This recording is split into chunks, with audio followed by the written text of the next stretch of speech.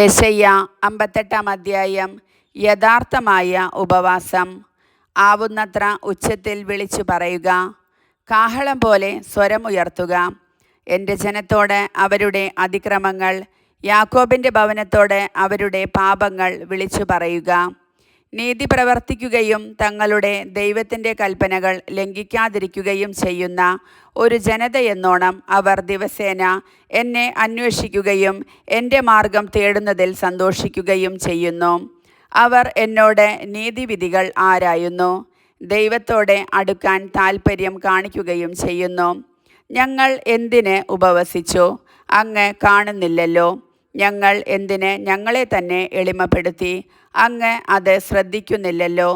എന്നാൽ ഉപവസിക്കുമ്പോൾ നിങ്ങൾ സ്വന്തം സുഖമാണ് തേടുന്നത്. നിങ്ങളുടെ വേലക്കാരെ നിങ്ങൾ പീഡിപ്പിക്കുന്നു.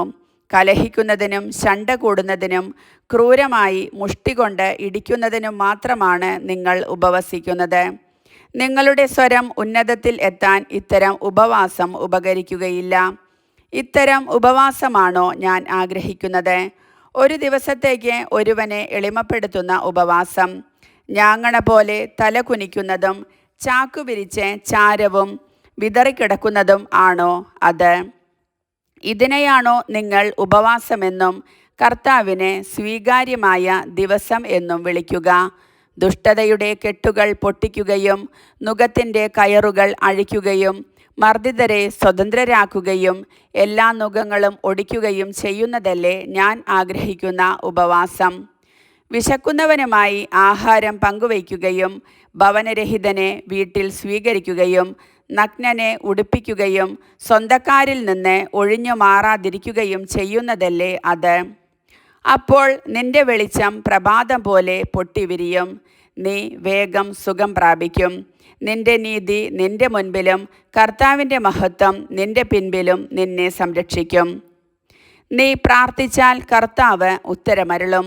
നീ നിലവിളിക്കുമ്പോൾ ഇതാ ഞാൻ എന്ന് അവിടുന്ന് മറുപടി തരും.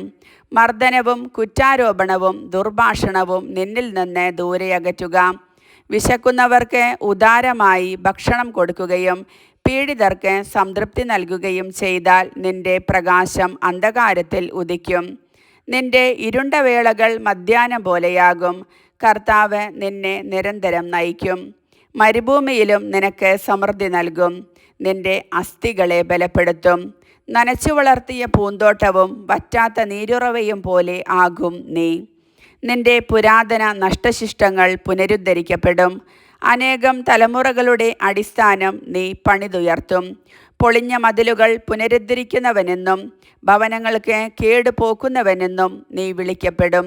സാപത്തിനെ ചവിട്ടി മെതിക്കുന്നതിൽ നിന്നും എൻ്റെ വിശുദ്ധ ദിവസത്തിൽ നിന്റെ ഇഷ്ടം അനുവർത്തിക്കുന്നതിൽ നിന്നും നീ പിന്തിരിയുക. സാപത്തിനെ സന്തോഷദായകവും കർത്താവിൻ്റെ വിശുദ്ധ ദിനത്തെ ബഹുമാന്യവുമായി കണക്കാക്കുക.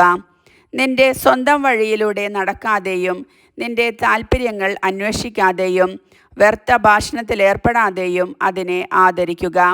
അപ്പോൾ നീ കർത്താവിൽ ആനന്ദം കണ്ടെത്തും. ലോകത്തിലെ ഉന്നത സ്ഥാനങ്ങളിലൂടെ നിന്നെ ഞാൻ സവാരി ചെയ്യിക്കും. നിന്റെ പിതാവായ യാക്കോബിൻ്റെ ഓഹരി കൊണ്ട് നിന്നെ ഞാൻ പരിപാലിക്കും. കർത്താവാണ് ഇത് അരുളി ചെയ്തിരിക്കുന്നത്. കർത്താവിൻ്റെ വചനം.